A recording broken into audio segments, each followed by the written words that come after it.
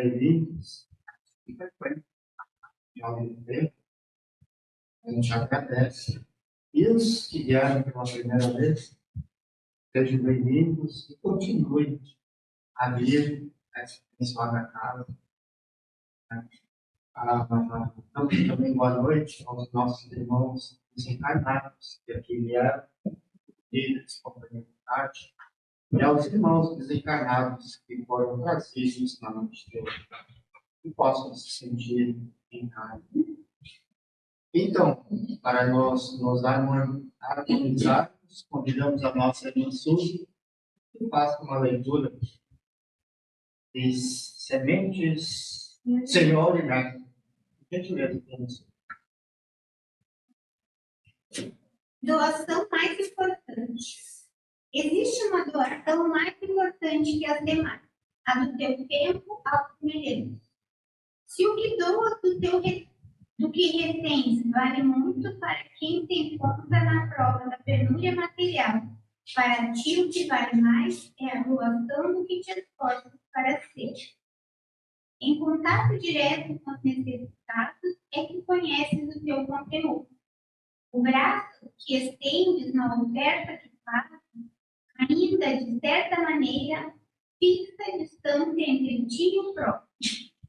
O cheque que assinas não te impõe muitas vezes outro sacrifício que não seja pequena diferença em teu saldo bancário.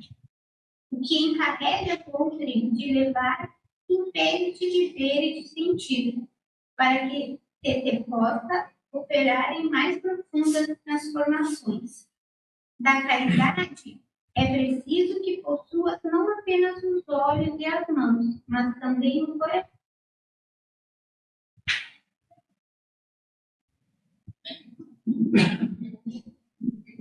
Agradecemos a irmã Suzy pela leitura da noite de hoje e pedimos a todos que, não de uma forma ritual, mas fechem os olhos físicos, para que assim possamos sentir a espiritualidade exterior nos incluindo, nos orientando, para que possamos bem compreender e entender a mensagem da noite de hoje.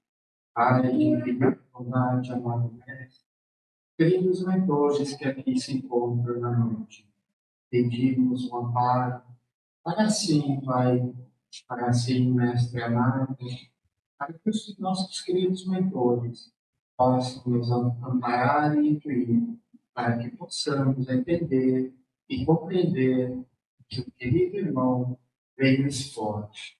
Pedimos também, Pai, um amparo para o nosso querido irmão expositor da noite de hoje, que possa ser amparado, que possa receber a divina luz dos mentores dessa casa e da casa para onde ele vem, para que possa bem explorar aquilo que foi planejado. Pedimos também um amparo em favor dos nossos irmãos desencarnados, que na noite de hoje possam aqui receber o benefício para as suas dores. Que assim seja. Então, convidamos o nosso irmão Rogério Ziegler, é o expositor da noite de hoje. Ele vem da casa do Mena Barreira, onde já a gente iniciou a nossa caminhada. Se sinta em casa, da noite de hoje, na casa do também. E a palestra da noite de hoje é a justiça divina. Nosso querido irmão, esteja à vontade, sinta-se. Se tiver a buscar o microfone. Tá bem, obrigado. Começo pedindo perdão pela voz. Eu saí de uma virose e o meu anjo me ajudou para chegar hoje aqui. Já não tem voz. Então, é uma alegria.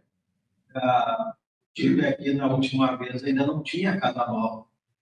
Aí o Ney me mostrava a obra e eu pensei, fez uma garagemzinha tão pequenininha, uma casinha tão pequenininha, mas eu cheguei aqui, mas pequenininho, virou gigante. Ele mostrou um monte de sala, um monte de coisa, assim, de como é que ele conseguiu um pouco espaço, né? Então, vocês todos, trabalhadores, frequentadores, estão de parabéns pela casa, pelo espaço. E eu fico feliz do Ney ter levado a gente lá, de assim, quando ele lembra da gente ir, porque eu gosto muito de trabalhar. Quando a gente é convidado para fazer a fala, normalmente o assunto que a gente vai lidar, vai estudar, vai dar uma olhada desde a vez, o assunto é para nós mesmos. A gente pensa, será que eu estou precisando rever alguma coisa? E hoje o assunto que eu trago é justiça divina. Eu tirei a base dele, o Evangelho segundo o Espiritismo, e do Livro dos Espíritos e o Céu e o Inferno, as obras básicas do Kardec. E a gente pensa assim, o Evangelho, ele até hoje tem gente que não tem muita fé, mas até hoje ele parece que foi escrito de manhã. Não mudou nada o Evangelho. Ele é muito atual, todos os assuntos. E das obras da codificação, é a obra que eu mais gosto, é o Evangelho. E dentro da parte do Evangelho, que eu gosto muito, é do Sermão da Montanha, da onde a gente tira as bem-aventuranças. Se a gente for ler todas elas são muito atuais. Então, muito. Parece que foi feito assim para a gente estar quentinho, estar saindo do forno. Então, para a gente, o André dá uma cuidadinha do tempo. De repente eu falo bem demais e aí me passa. Mas só contrato? Não, eu costumo falar 2 horas, mas aí quando chegar 5 minutos, 2 horas, ele passa, não. Então, começando assim, a gente fazendo uma analogia, uma comparação, justiça do homem e a justiça divina. A justiça do homem é a lei do homem, é um conjunto de regras, de normas para regular a nossa sociedade, para regular o nosso comportamento, como nós devemos agir. E acontece que nós todos somos imperfeitos. O homem é imperfeito. Nós estamos num mundo ainda de segundo nível, né, acima do primitivo. Todos nós, na Terra, os 8 bilhões de pessoas, somos imperfeitos. O mal ainda supera o bem. Então, toda a lei do homem, tanto no Brasil como no mundo, é uma lei imperfeita. E ela é imutável, porque vai mudando conforme a gente vai evoluindo, conforme a necessidade. E eu fiz um comentário e numa casa não gostaram do comentário que eu falei da nossa lei. Eu não tenho olhado na televisão aberta, eu fiz um comentário da nossa justiça do Brasil. Não é diferente do mundo. Mas eu fiquei tão triste quando um organismo internacional elegeu o judiciário nosso, o segundo pior judiciário do mundo, do planeta. Nosso sistema judiciário, com o STF e todos os tribunais que tem, o segundo pior do mundo e o primeiro pior do mundo em gastos, são os juízes mais bem pagos e os que menos dão retorno para nós. Então, o Brasil é campeão no judiciário. Se tiver algum advogado que não me leve a mal, gente. Isso é um organismo internacional que fez, não sei o que estou dizendo. Então, eu fico triste com isso. E nós temos a justiça, e se nós vermos agora o Banco Márcia, todos os escândalos que estão acontecendo, a gente vai ver que são bilhões e bilhões que alguns juízes beneficiam um, beneficiam o outro.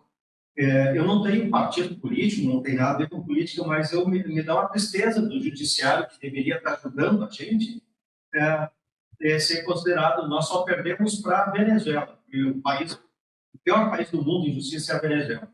Ao mesmo tempo do Maduro, né, ainda é o pior. Então, para ver que a justiça do homem e a nossa do Brasil não são as melhores coisas. Mas isso é só um parênteses. Indo para o tema, para a justiça divina. A gente vem a origem da justiça vem do latim, do termo justitia, que é uma moral. A moral que exige a conduta justa, o respeito, o direito. É representada pela deusa Temis, aquela deusa com a balança na mão, com a venda nos olhos e uma espada. A venda nos olhos, que é simbolizar a imparcialidade.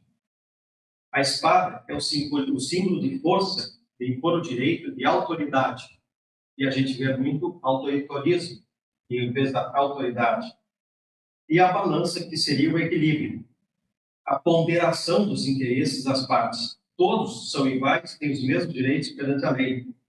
Todos têm garantias legais.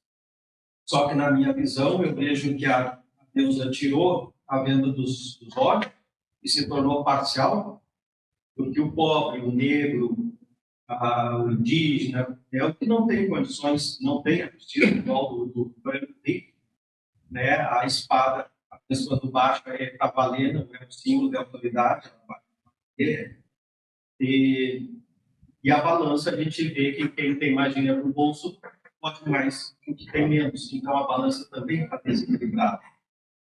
Isso não é privilégio do Brasil também, todo mundo é assim. Já para Deus, a justiça é absoluta, é plena, é perfeita, é imutável, é misericordiosa, é amorosa. No livro dos Espíritos, na questão 621, o Kardec pergunta onde está escrita a lei de Deus. E é a resposta, é a segunda resposta mais curta do livro dos Espíritos, que é dito pelos Espíritos na consciência. Ou seja, todos nós temos a lei divina dentro de nós. A gente pode não saber, pode não ler, não ter lido o livro, mas todos nós temos a lei divina, a lei natural dentro de nós. Tem como regra a lei divina: não fazeis ao próximo o que não quereis que façam a ti. Ela é natural, Deus na natureza. Deus está em toda parte. E a natureza está em Deus. Então, é uma coisa, né, em tudo está a natureza, em tudo está Deus. Eu trago aqui uma recordação das leis divinas, segundo a codificação do Kardec. Os espíritos ditaram a obra para Kardec e ele colocou didaticamente alguns assuntos. Dentre eles, a classificação das leis naturais, que ele classificou em 10 itens. Claro que mundos diferentes vão ter leis diferentes. Para nós, pelo menos na época, em 1800 e poucos, foi classificado como leis divinas, leis da natureza. Se vocês pensarem que quando foi ditado esses livros dos Espíritos e hoje, nenhuma muda. A lei da adoração, a primeira lei. O ad é de junto, o horário é adoração, é de horário. Então, significa adoração, não adorar uma imagem, colocar a mão, pegar um santinho, um rosário, nada contra os rosários. Eu tenho um rosário no meu carro aí. Mas não é a gente se apegar a uma imagem, a um santinho, é adoração no sentido de nós orarmos junto, elevar o pensamento a Deus. Então, adoração é devoção a Deus, é nós e Deus. Nós não precisamos de anjos, de santinhos, de qualquer coisa para a gente falar com Deus. A gente fala com Deus a todo momento, até porque Deus está em nós. Então, a adoração é nós elevar o pensamento e a gente viver, falar com Ele direto. A lei do trabalho. Toda ocupação útil é trabalho. Esses dias eu ganhei um rapazinho lá, mas e esses bandidos que trabalham, estudo, tem engenheiro, tem isso para capatulho, faz um bom trabalho. Não é trabalho útil. Dá trabalho, são inteligentes, mas não é útil. Então, o trabalho útil, aquele que serve para o nosso sustento, para o nosso progresso, para sustentar as famílias, isso é útil.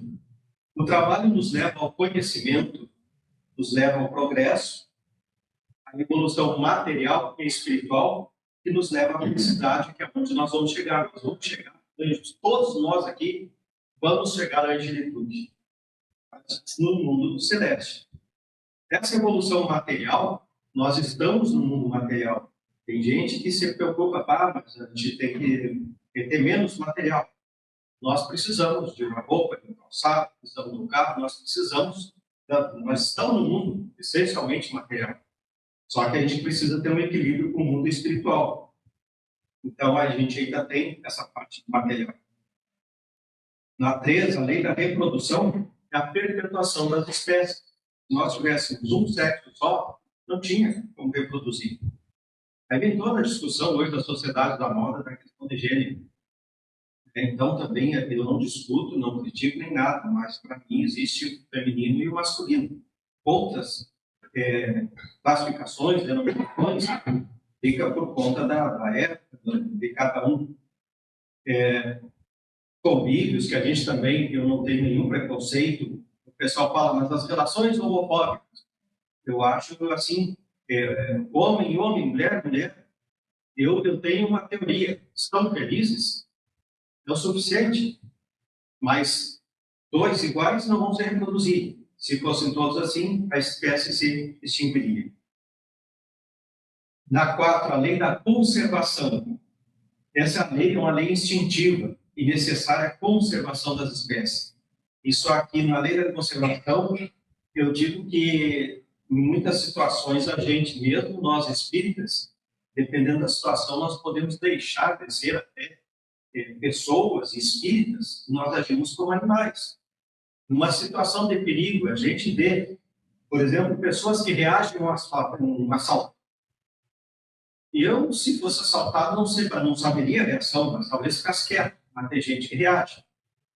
Aquela reação, às vezes, não é porque a pessoa se acha corajosa, ou se acha mais que o assaltante. É porque é o medo de morrer. E a pessoa acaba reagindo. É instintivo, é animal. É um novo instinto animal.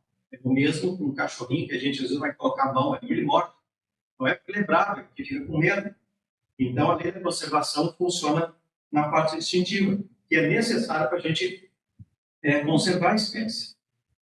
Assim, a lei da destruição, que é uma lei interessante, é uma lei divina, uma lei de Deus, e aí é uma lei que, como já dizia o Lavoisier, nada na natureza, nada se cria, nada se perde, tudo se transforma. Então, a gente pensa que as tsunamis, terremotos, furacões, as enchentes, a gente pensa em quando acontecem esses episódios, é um horror. Nós vimos a nossa enchente agora de 2024, né? Foi um horror. Mas ela vem para quê? Ela faz uma limpeza. Limpa a parte espiritual, limpa a parte física, ela faz uma revasta. E o que vem depois? Vem a reconstrução, né? Vem todo um outro comportamento. As pessoas aprendem que não devem assorear o rio, aprendem que a casa tem que ser feita assim. Então, ela vem com um aprendizado. As tsunamis, os terremotos. O Japão, por exemplo, é um país que todo ele é feito, as casas, todo feito para suportar terremotos. Então, quando vem isso aí, num primeiro momento, mata. Tem também o sentido de mortes em grandes quantidades, porque a espiritualidade também explica que é para poder a evolução apressar um pouco o passo. Né? Se morrer um amanhã, vai lento. Se morre 200 mil, 300 mil, como na guerra, como essas... São mais espíritos novos que estão vindo e mais evoluídos. Então, também tem um sentido essa lei da destruição. Lei de sociedade. O homem foi criado para viver em sociedade.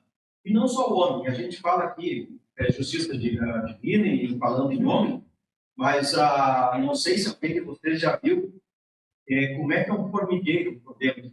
A gente vai no YouTube e uma colmeia de abelha, né? Então, a formiga, por exemplo, é um ser interessante, porque ela tem mais de 10 tipos de formiga no formigueiro. Tem a guarda, tem a carregadeira, tem a rainha, tem a sentinela, tem vários tipos de formiga, elas vivem tudo junto, cada uma tem a sua função.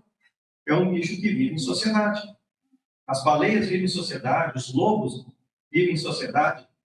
Os lobos têm, inclusive, um ritual para andar, né? É o mais velho atrás, o mais novo na frente, as fêmeas e os filhotes no meio. Eles têm todo um esquema para andar. A matilha de lobo não anda de qualquer jeito, nem espalhado. Eles andam tudo do mesmo jeito. E vivem também em sociedade. 7, a lei do progresso. O homem progride incessantemente. Então, todos nós aqui estamos progredindo. porque essa é a vontade de Deus, e para nós chegar, questão que todos nós vamos chegar, nós precisamos evoluir.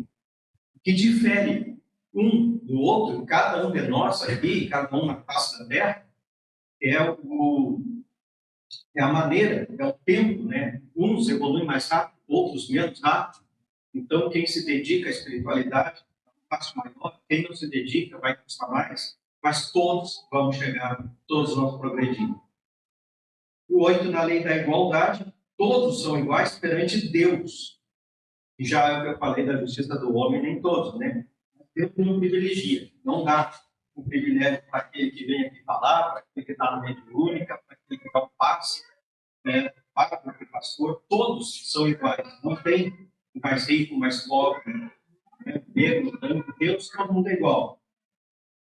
Além da liberdade, todos nascem livres, mas a liberdade deve ser acompanhada de responsabilidade da ética. Essa aqui é uma coisa interessante que eu acho, para mim, né, o Rogério, e talvez seja o maior bem que a gente tenha, é a liberdade. E só que a liberdade, a gente pensa, a gente fala, faz o que quer. Só que depois a gente diz, mas tudo que a gente faz tem consequências. Por isso que a responsabilidade tem que ter uma trava, tem que ter um limite. Mesmo que eu saiba, ou que eu queira falar alguma coisa, eu tenho que ter uma peneirinha. Eu vou ferir alguém, vou ofender alguém, mesmo. Questão, às vezes, tem gente, mas tu tem razão. Não é questão de ter ou não ter razão, de estar certo ou errado. Até porque certo, errado, ter ou não ter razão é relativo. Né? Certo e errado, para mim, não é o certo e errado de vocês. O que é bom para mim pode não ser bom para vocês. Então, a gente tem um certo cuidado com essa liberdade. A lei da justiça, amor e caridade, e o Kardec deixou em 10, aqui a 10, a última, que não é a menos importante, é a mais importante. É o respeito aos direitos de cada um, determinado pela lei do homem e pela lei natural. Nós precisamos da lei do homem, mesmo imperfeita, nós precisamos de regras. Fora da caridade, não há salvação. Então, quando usa ali a lei da justiça, amor e caridade, nossa vida já tem esse lema. A justiça é um respeito ao direito alheio. O amor, no hebraico, tem muitas coisas que eu falo aqui. No hebraico, no tempo de Jesus, se me perguntasse assim, tu fala de Jesus em uma palavra, o que tu diria? Eu botava Jesus igual amor. Tudo que ele faz, ele põe o amor no meio. Só que, se vocês substituírem o amor por respeito, vocês vão ter outro sentido para as coisas. Quando Jesus fala, amai o vosso inimigo, o próprio Evangelho diz ali, não quer dizer que a gente tenha que sair abraçado e com o inimigo. Nós temos que respeitar o inimigo, entender o porquê que ele acha um jeito, o porquê que ele acha do outro. Então, esse amor de Jesus não é o amor sexual, o amor filial, maternal. Então, Jesus tinha um amor num sentido muito amplo. E a gente, no aramaico, da língua dele, tinha um significado de respeito. Amar a Deus, né? Não é amar a Deus também. Como é que a gente vai amar a Deus? Deus não é uma pessoa, não é um homem. Até hoje nem os espíritos sabem quem é Deus, como é a primeira pergunta do nosso livro de Espírito, né? Quem é Deus? E aí foi perguntado para os espíritos, eles não sabem. E aí tem alguns espíritos evoluindo no livro dos espíritos ali que perguntaram que o cara já viu Deus e eles nenhum deles, né? Nós não vimos, nós sentimos. A nenhum deles viu Deus. Por quê? Deus não é um homem como a gente. Não é um velhinho de barba sentado. Então, o amar a Deus não é como amar uma pessoa. Amar a filha, amar a esposa, o marido. A caridade também tem a pergunta 886 do Livro dos Espíritos, que o Kardec pergunta qual é o verdadeiro sentido da palavra caridade.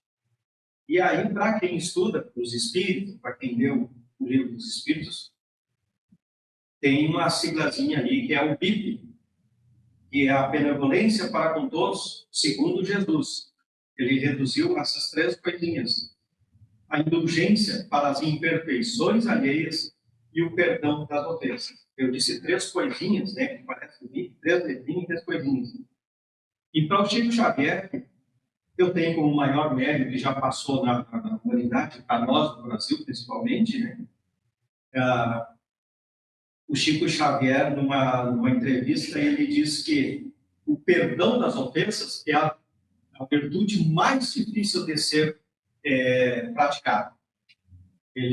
A gente fala em várias virtudes, né, e ele diz que o perdão é a mais difícil de qualquer ser praticado. Ela é muito difícil. A justiça divina não é cega, ela vê tudo. Alcança o infinito sob uma amparo da proteção da verdade divina, não da nossa verdade. É incorruptível aquela história de dar a César, o que é de César, a Deus, o que é de Deus. Tanto o pobre quanto o rico, né, ela é medida igual para todos. Não discrimina, não tem credo, não tem raça, cor, todos são iguais perante os olhos de Deus. Ela não é vingativa. Ela tem a lei da causa e efeito, ação e reação. A questão não é punitiva. Deus não castiga, ele dá oportunidades para prova. Então, aquele Deus do Moisés, do Antigo Testamento, que Deus vai jogar um raio, que Deus castiga, que Deus mata. Aquilo ali era uma metodologia que o Moisés usava para poder controlar o povo dele. Naquela época, o povo era muito ignorante. Os homens eram os trucudos. Você matava, fazia qualquer coisa.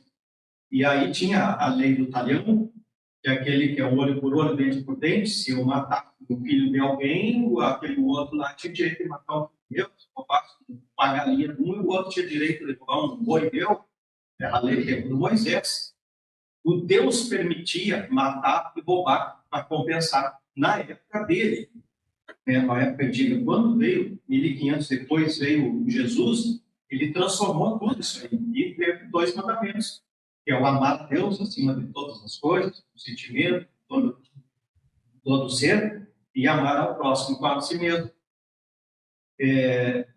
Então, a lei não é injusta, tudo de acordo com o merecimento. A gente pode reclamar às vezes das coisas. Por que comigo? Por que, principalmente no sofrimento, nas dores, né? Por que comigo? Por que assim? Por que essa? E aí você vai perguntar, se vai reclamar de alguma coisa.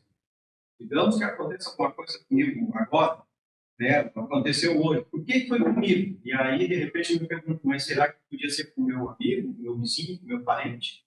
Quer dizer, as coisas ruins acontecem comigo, mas se eu não quero comigo, pode acontecer com a outra. O egoísmo da gente, né? Então, quando acontece algo que a gente não aceita, que não entende, alguma coisa a gente fez para receber aquilo ali, mas não é castigo, não é uma coisa, fez uma coisa errada e Deus castigou. Não, a gente plantou, né? A causa e efeito, o que a gente faz, a gente colhe, né? Não faz sofrer. Os sofrimentos pelos quais passamos têm origem do passado, de vidas pretéritas, né, ou das falhas do lado nessa própria encarnação. Então, tudo que nós fazemos tem reflexo. Pode ser nessa vida ou numa futura. Por isso que a gente tem que procurar melhorar e evoluir moralmente para diminuir os nossos débitos.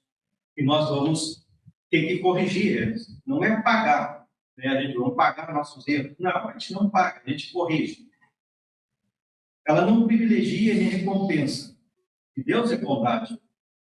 É misericórdia. A palavra misericórdia vem do próprio, a origem de miséria. Mas não é miséria de pobreza, falta de dinheiro.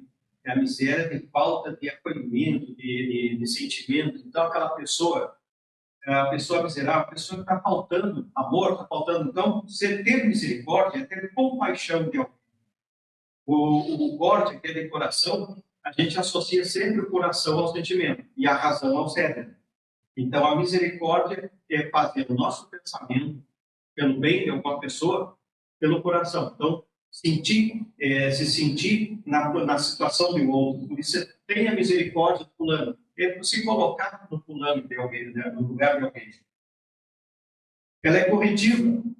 Como eu já disse, né? Deus nos dá a lei da causa do efeito, livre-arbítrio, reencarnação, provas, expiações, missões. Nós temos várias maneiras de corrigir os nossos equívocos. E responsabiliza a nós por nossos atos. Não tem, de repente, de alguém dizer, aquelas crianças estão passando isso porque o pai fez aquilo, a mãe fez aquele outro.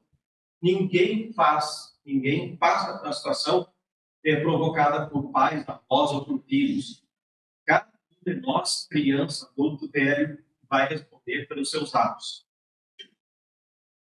A lei de causa e efeito, ela funciona como um complemento à lei divina.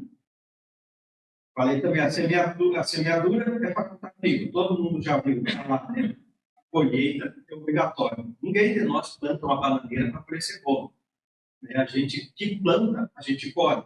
Então, se faz o bem, colhe bem. Se faz o mal, colhe o mal. Pode não ser na mesma hora, no mesmo tempo, mas que vem. Então, a gente não pode fazer uma coisa pensando bem em outra. Então, tem gente que pensa assim, aquele bandido lá roubou, se deu bem, está feito a vida, está rico. Pode ser que nessa vida ele se dê bem, mas eles vão ter outras vidas. E aí, ou aquele rico, não precisa ser bandido, pode ser uma pessoa rica, herdou um monte de dinheiro e gasta tudo, ou deixa tudo aplicado, bilhões lá na poupança, não ajuda ninguém, não faz nada para ajudar ninguém. Ele não está aproveitando a fortuna dele. Também é uma pessoa que vai ter problemas. Na próxima vida ele pode vir com uma miséria, bem um pedinte, né, um indigente. Então tem maneiras de corrigir isso aí. A correção das falhas nos leva à evolução, leva à perfeição e à felicidade. De novo, para nós chegarmos a anjo. A pena não quer dizer um castigo de Deus, e sim uma reação a uma ação do que nós praticamos. Falhas e pecado. Quando eu falo em anjo, gente, não pense naquela figurinha de asa. Nós todos seremos anjos, mas não vamos ficar voando por aí com essa linha, né? Pelo menos os espíritos dizem que anjo não tem asa. E aí, vocês já me perguntaram por que tem as figurinhas de anjo com asa. E eu digo, olha, eu imagino em todas as cenas que eu vi da parte espiritual, tem uma coisa interessante. Eu não vejo os pés de espíritos. E os espíritos, na realidade, não caminham, eles volitam, eles flutuam. Então, não tem por que ter asa. Né? E não caminham também. Então, o anjo, ele está flutuando, e conforme a evolução, ele voa, né? Voa no sentido de se mudar daqui para o Japão em segundo. Então, e a gente, eu acho que nesse sentido é que botaram asa nas figurinhas dos anjos. Né? Mas aquilo ali é uma simbologia. Falhas e pecados. O homem nasce simples e ignorante, conforme o nosso livro dos Espíritos. E eu atualizaria o livro. Eu colocaria aqui mais uma palavra e dependentes. Porque se nós nascemos, quando a gente nasce nenenzinho, e se a mãe largar o nenenzinho em cima da cama e deixar lá, em 2, em 3, 4 dias ele morre de fome, morre de sede, ele não faz nada. Não é como um potrinho, um bezerrinho que nasce, já está de pé, já procura mamar e vai se virar. O homem é um ser frágil, muito frágil. Então, ele é simples, ignorante e dependente, depende de tudo, e tem um monte de gente. Isso somente comete os equívocos. Então, a gente, como nasce ignorante, nós cometemos os equívocos na nossa caminhada justamente por essa ignorância, por não saber das coisas. A Terra é considerada também, na nossa doutrina, um hospital-escola. Então, as falhas nossas não são pecados sujeito à lei divina. Né? Elas funcionam de forma que a gente tem que... se dão a falha, os equívocos se dão pela ignorância e serve pela impunidade, pela impaciência, pela imaturidade, falta de estrutura. E diferente do erro, do pecado. E tem gente que diz, equívoco e pecado, mistura tudo. Então, tem uns que diferenciam equívocos ou falhas justamente pela falta de conhecimento. A gente faz alguma coisa errada por não saber que está errado. O erro ou o pecado já é fazer alguma coisa errada sabendo que está errado. Aí é uma infração à lei de Deus. Então, se a gente faz alguma coisa errada, nós estamos infringindo a lei divina, porque a gente sabe que está errado. Se a gente faz sem ter a consciência, a gente chama dos equívocos aí, e tem as nossas a chance de compensar. Exemplos de alguns pecados, por exemplo, o comércio e uso de drogas, assassinato de toda espécie, hoje está tão na moda, tão triste esse feminicídio, né? Tem uma tristeza, para todos os dias, 6, 7 mulheres que sofrem isso, as crianças sofrem também. o maltrato de animais domésticos, então, descuido ou destruição da natureza. Então, são tudo coisas que a gente sabe que é errado. No momento que a gente pratica, são erros, são pecados. Né? As falhas de hoje levam a reações apenas futuras. As consequências de hoje, as expiações, são reparações de falhas do passado. Ou do passado dessa vida ou de vidas anteriores. O Deus escreve certo por linhas tortas. Será que isso é verdade? Né? É um ditadinho que todo mundo sabe. Deus é perfeito. Então, ele sempre faz o que é correto, na hora certa, da maneira certa, tendo as linhas traçadas pelos homens, tortas ou não. Ele não tem a decisão. E às vezes a gente reclama, né, que a justiça tarda, que a justiça não acontece. Tudo tem o tempo de Deus. E se a gente às vezes quer alguma coisa e não acontece, é porque não é para acontecer naquele momento, ou daquela forma que a gente quer. A gente tem que se dar conta disso. O livre-arbítrio, pensamentos, ações, define o futuro na Terra e na espiritualidade. Quando nós temos um caminho A e B, e nós tomamos um caminho, eu vou por esse. Nós decidimos o que vamos fazer. E isso aí vai ter consequência no futuro. Se eu vou pegar o caminho certo, do bem ou do mal. Isso aí no futuro vai ter consequência. E quando a gente fala da viagem, a nossa transposição, a gente volta para a pátria espiritual, nós levamos uma malinha. Né? Então, São Pedro não vai estar lá nos esperando, perguntando o que tem na malinha. Ele vai perguntar o que a gente fez de bom aqui, ou o que fez de mal também, né?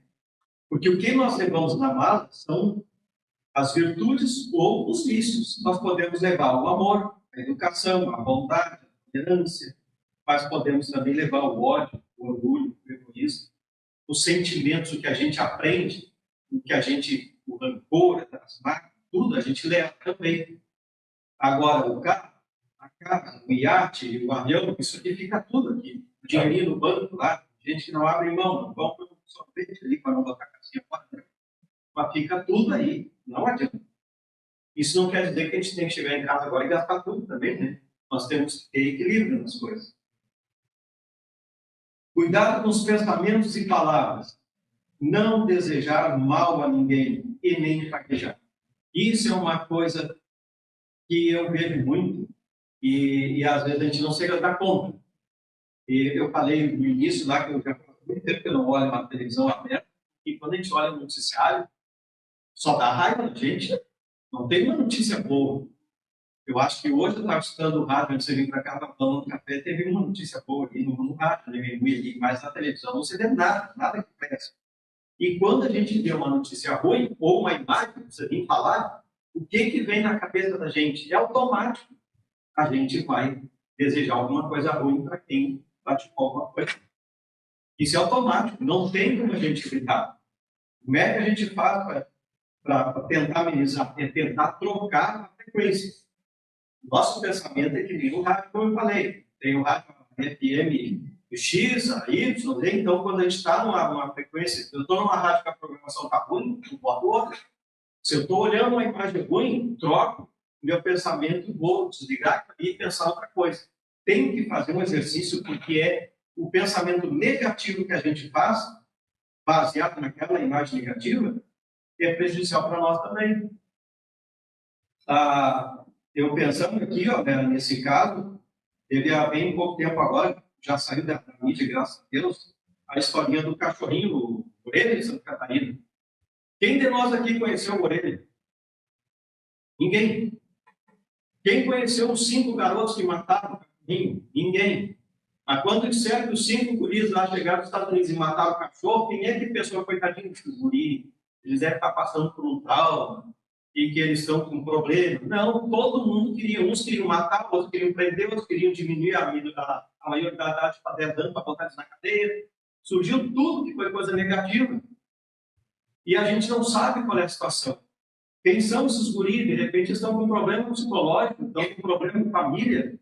Não que eu defenda eles. Eu adoro cachorro. Né? Se fosse com meus cachorros, eu não sei qual é a minha reação. Eu ia perder o espiritismo, né? Do que eu aprendi, eu ia botar fora.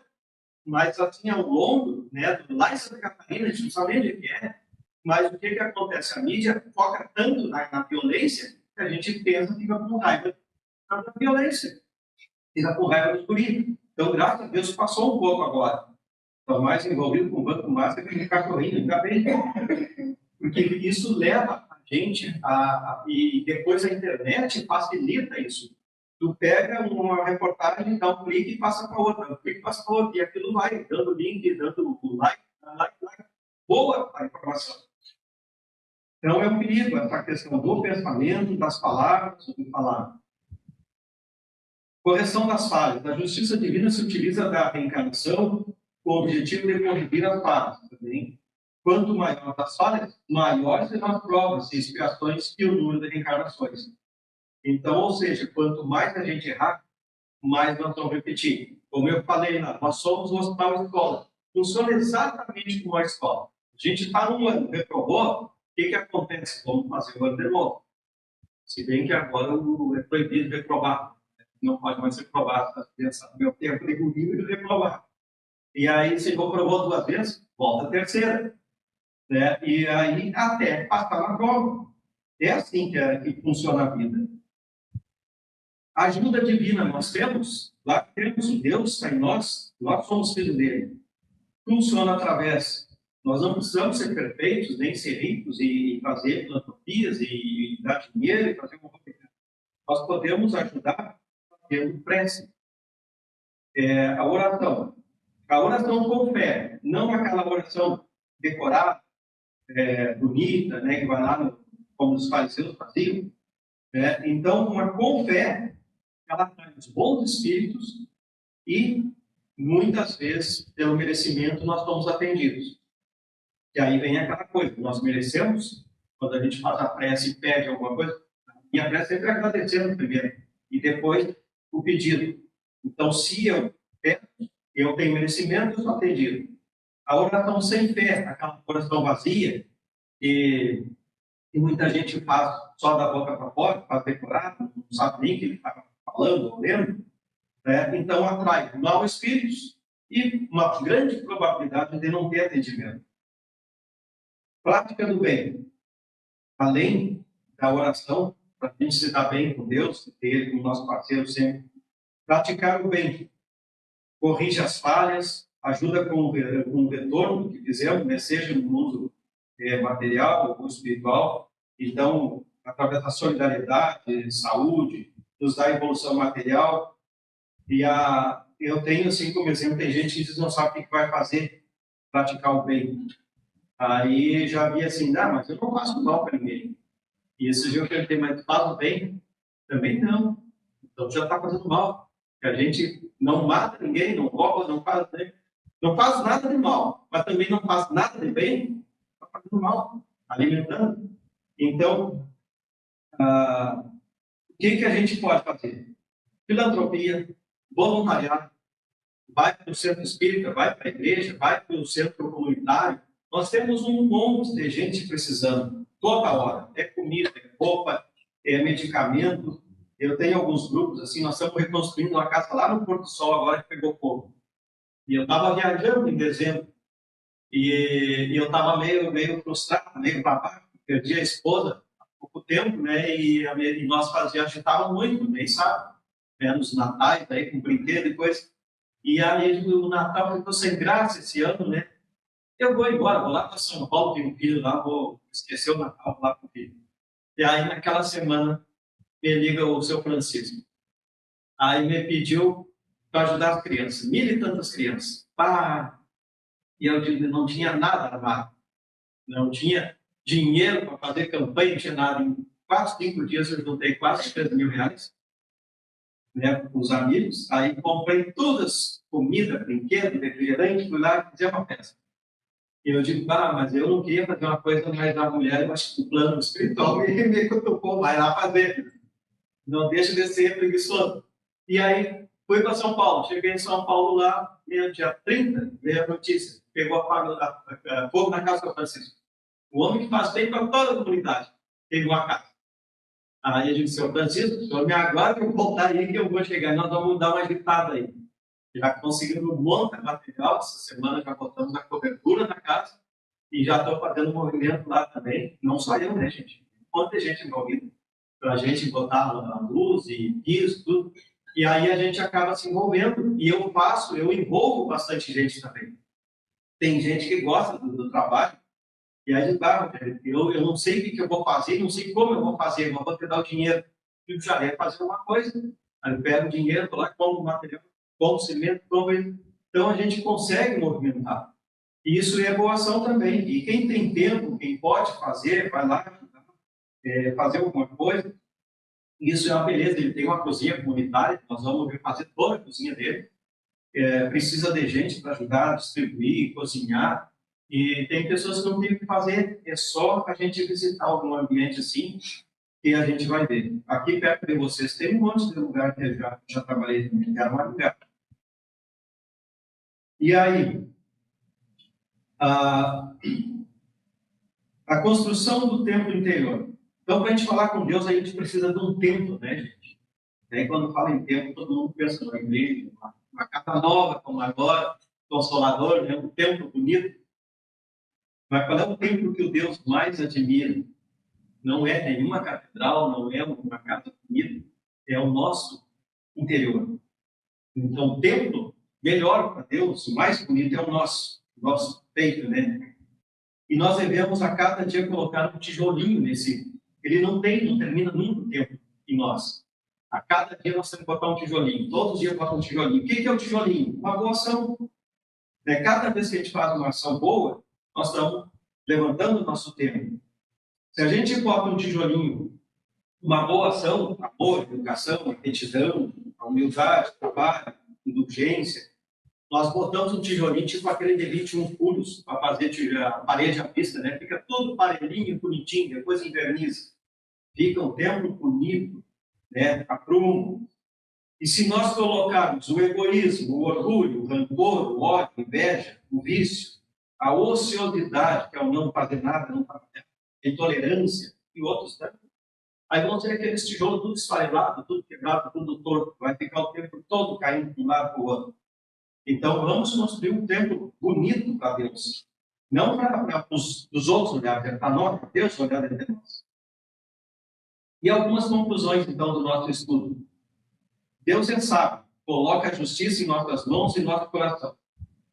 A justiça divina está em nós, as nossas atitudes no nosso interior. As penas se dão pela reencarnação, pelo livre arbítrio utilizado em vidas passadas. E e a justiça divina ela não tarda. Tem aquele ditado, né? Justiça tarda, mas não para. Não. A justiça ela vem no momento certo, na forma certa, na hora, tudo como Deus quer. Então a gente, quando acontece alguma coisa, não demorou. Foi o tempo de Deus, o tempo que precisava. E a espiritualidade se encarrega de aplicar a lei. Portanto, não cabe a nós praticar qualquer ato de vingança ou aplicar penas aos outros, fazer a justiça pelas próprias mãos. Como eu disse, se a gente vê alguma coisa ruim, dá vontade de fazer, a gente pensa em bobagem, deixa que Deus resolva. Né? A gente não pode fazer. Tem 2 minutinhos? Mas não apontou o relógio. Essa que da justiça não tarda, mas não para, só para deixar um exemplo. Eu tinha mais, mas eu não gosto desse fichamento. Rapaz, eu acho, 6 ou 7 anos, por aí, foi bem antes da pandemia, aconteceu um acidente em Santa Maria. Um carro atropelou uma mulher. E aí, machucou bastante. A mulher bateu de frente, a mulher bateu no para-brisa, quebrou o para-brisa, destruiu a frente do carro. A mulher foi para o hospital. E o cara, muito esperto, acho que era um cara meio novo, correu para a oficina das mais caras de Santa Maria, das melhores oficinas, lá do salário, famoso salário. E aí, quando ele chega lá, o chefe da oficina chama o senhor lá, o funcionário. Fulano, dá uma olhadinha no carro do cliente que chegou agora. E aí o cara, mas chefe, eu estou indo no hospital, minha mulher está no hospital, me ligar até lá, que sofreu um acidente. E aí, não, passa o orçamento e tudo delibera, viu? Que precisava. Ela fez o orçamento, olhou para-choque, o capô, o vidro quebrado, motor, e no vidro tinha um chumaço de cabelo. E quando o cara chega no hospital e olha para a mulher tinha um lado que tinha perdido o cabelo. Exatamente o cabelo da mulher foi a mulher que cara, a mulher do cara da oficina. Então, será que dá para dizer que a justiça tardou? Não deu um dia para Deus botar o cara com tanta oficina em Santa Maria, o cara foi exatamente onde o marido da mulher trabalhava. E aí dá para deduzir, né? E já vai para a polícia lá, todo pior. Então a gente tem que se dar conta quando acontecem as coisas. Esse caso é um caso assim muito interessante, né? Que a justiça ela não para. Só tem que ter paciência e deixar que Deus julgue, que Deus dê o encaminhamento das coisas. A minha mensagem hoje, então, da justiça é deixar na mão de Deus as coisas assim, e que a gente controle um pouco, mas é natural da gente desses julgamentos na gente, no instinto da gente. E obrigado pela oportunidade. Só contar aqui. Já a gente sempre pede para o palestrante, de encerramento. Vamos lá. Senhor.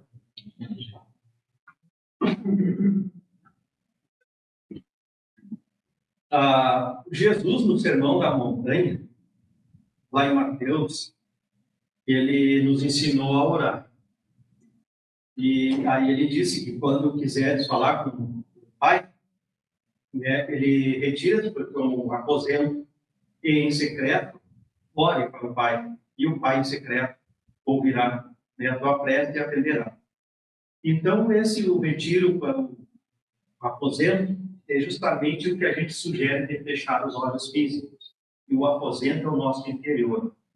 Porque se passar uma mosquinha na frente da gente, a gente se distrai. Por isso que Jesus fala na figura.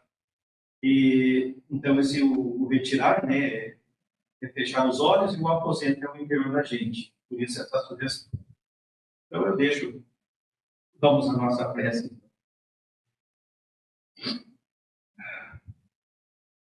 Deus, de amor e bondade, amado Mestre Jesus, Maria Mãe Santíssima, anjos guardiões e cada um de nós aqui, espíritos benfeitores, mentores, que coordenam os trabalhos dessa bendita casa, nos amparam na jornada terrena.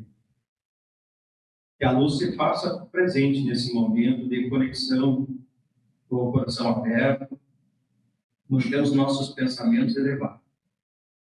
Nesta hora de recolhimento, manifestamos nossa mais profunda gratidão pela vida e por todas as bênçãos recebidas. Agradecemos, Pai, pelo que somos, pelo que temos, pelo alimento que sustenta o nosso corpo físico, pela fé que nutre nossa alma, permitindo-nos caminhar com esperança, mesmo nos dias sombrios. Agradecemos pelo teto que nos abriga, pelo trabalho que nos dignifica, pela família de sangue e espiritual, pelos nossos animaizinhos de estimação que nos dão alegria e lições de amor e fidelidade, pela oportunidade de reencarnação que nos permite evoluir um pouquinho mais e corrigir nossos equívocos presentes e pretéritos, pelos obstáculos colocados no nosso caminho, pois cada pedrinha, cada espinho são provas pelas quais vamos aprender a superar nossas dificuldades e reconhecer nossos limites. Pai, sob a vossa infinita misericórdia, por vosso amor envolva todos os nossos familiares, fortalecendo os laços que nos unem como verdadeiros irmãos. Pedimos perdão aos nossos irmãos que outrora prejudicamos, irmãos desencarnados, muitas vezes por ignorância das leis divinas. Olhai com especial carinho por aqueles que se encontram encarnados, seja encarcerados pela vida física, pelas prisões do espírito, e que a luz do arrependimento, da renovação, alcance seus corações. Derramai o bálsamo da cura e todo consolo sobre todos os doentes e os mais necessitados, aqueles que sofrem o abandono, fome e a dor. que a vossa paz, que excede todo o entendimento, habite em cada lar, em cada consciência, e sejamos instrumento de vossa vontade, espalhando a fraternidade por onde passarmos. Então, mais uma vez, obrigado pelo trabalho pelo Mestre Jesus, assim como os apóstolos faziam na divulgação da Boa Nova. Muita paz, muita luz e harmonia para todos nós. Bom retorno.